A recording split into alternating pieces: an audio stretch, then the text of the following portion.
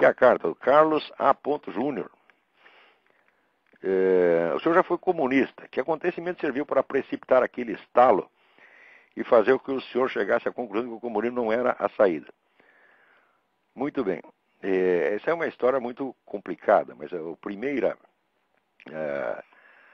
primeiro sinal de que aquilo não prestava, eu obtive já praticamente no primeiro mês, né, de participação no Partido Comunista. Note bem que dentro do partido eu era peixe pequeno, eu era o que eles chamavam tarefeiro. Tarefeiro é o sujeito que só obedece ordem e não discute, né?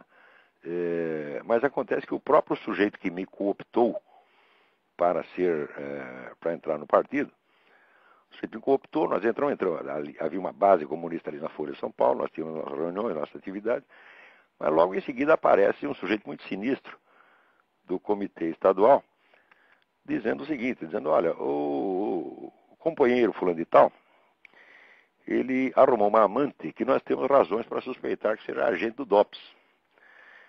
Então, nós temos que isolá-lo durante algum tempo, enquanto nós investigamos esse negócio. E simplesmente delegou 3 voluntários, entre os quais este que vos fala, para localizar um lugar onde depositar o sujeito. Em suma, era quase um cárcere privado, né?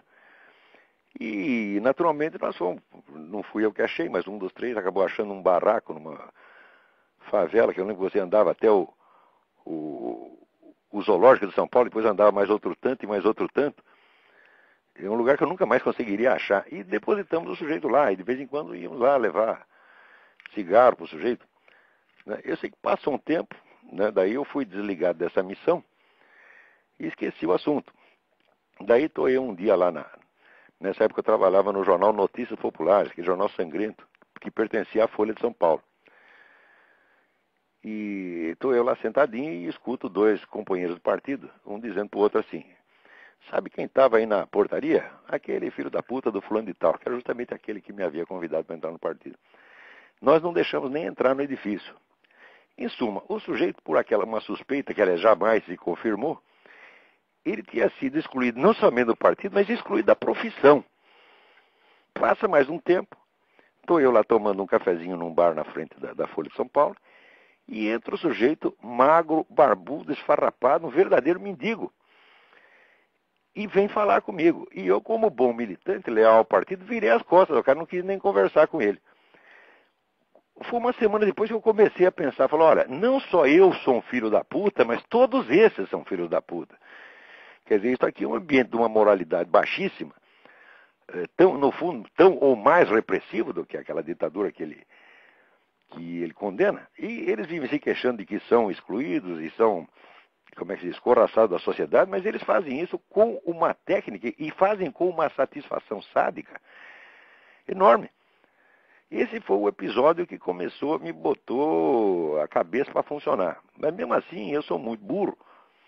Eu levei muitos anos ainda para tirar a conclusão, porque mesmo depois que eu me afastei do partido, eu estava envolvido naquela atmosfera esquerdista que domina a imprensa, dominava já naquela época. A imprensa inteirinha era esquerdista. Havia ainda naquela época articulistas de direita, importante. Eu me lembro, por exemplo, do Lenildo Tabosa Pessoa, que trabalhava no Jornal da Tarde.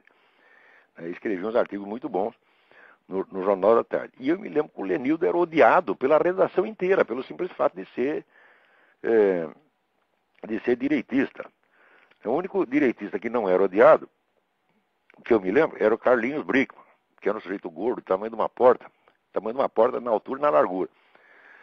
E que era um sujeito tão simpático que ninguém conseguia ficar com raiva dele. Então o perdoavam por ser direitista e até malufista, parece que se dizia. Mas, em geral, a atitude das redações contra pessoas conservadoras era extremamente hostil. Isto já no tempo da ditadura, tá certo? Então, a gente, envolvido nessa atmosfera de esquerdismo geral, ainda levei muitos anos para chegar às conclusões. Acho que foi só uns 5 ou 6 anos depois desse episódio que eu decidi que estava na hora de começar a ler livros direitistas, porque até então eu tinha me intoxicado do manual de marxismo-leninismo da Academia de Ciências da União Soviética, das obras do Caio Prado Júnior, né, das obras do Georg Lukács, e havia dois autores de muito sucesso na nova esquerda, na época, que eram Paul Baran e Paul Sweezy, os dois. Enfim, tinha uma infinidade de livros comunistas. As obras de Lenin eu li um bocado nesse período. Ou seja, tinha passado 7 anos me intoxicando de comunismo, e daí me deu o estalo. Falei, pô, mas por que eu não leio os caras do outro lado também? Né? Daí que eu comecei a ler alguns pensadores conservadores na medida em que os encontrava. Porque você veja, este pensamento conservador, ele é tão excluído no Brasil que você tem dificuldade até de saber quais são os autores. Quando se publicou, 3 ou 4 anos atrás, esse famoso Dicionário Crítico do Pensamento da Direita, feito por 106 professores, pagos a peso de ouro pelo governo brasileiro, o que eles fazem? Todos os autores importantes do mundo conservador estavam excluídos. Então, existe uma barreira, você nem tem acesso a isso, você não chega a saber. Então, eu, com muita dificuldade, fui encontrando um autor ou outro. Você veja, a burrice imperante e que se impregnou na minha pessoa era tão grande que eu levei... 20 anos depois é que eu fui ler, por exemplo, Russell Kirk, que era vamos dizer, o grande teórico, inspirador aqui da ala conservadora do Partido Republicano. Mas na época eu li, por exemplo, o Ortega y Gasset, eu li o Joseph de Maistre, eu li o que havia ao alcance. Né? E aos poucos fui vendo que não eram os monstros que se diziam, que ao contrário. Monstro era Georg Lucas, que vivia puxando o saco de Stalin, mudava de ideia sempre que o Stalin mandava, assim por diante. E foi isso que foi mudando gradativamente a minha posição. Eu não consigo nem datar, né,